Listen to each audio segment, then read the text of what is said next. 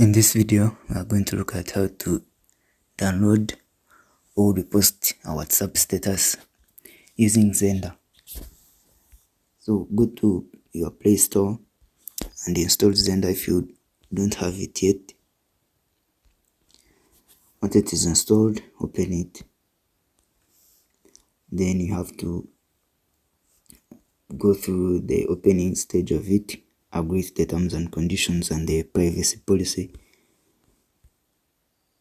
Then choose whether you want it to show notifications. I don't want. Okay, and just click allow.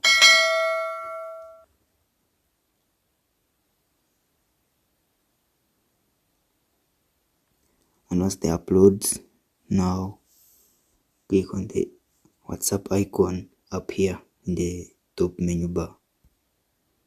Then click on status.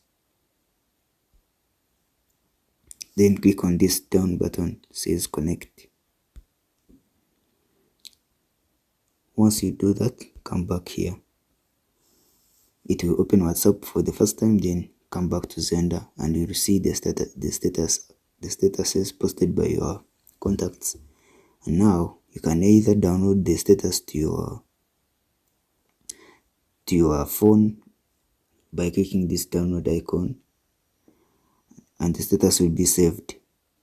Or if you want to just repost it without that status update being saved to your phone, you can just click on this green WhatsApp icon, then click on your status and then confirm.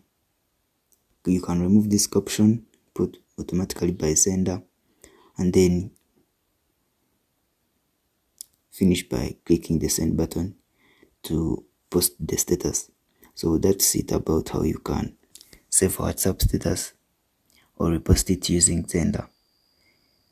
If this video was helpful, leave a like, and if you are new to my channel, consider subscribing.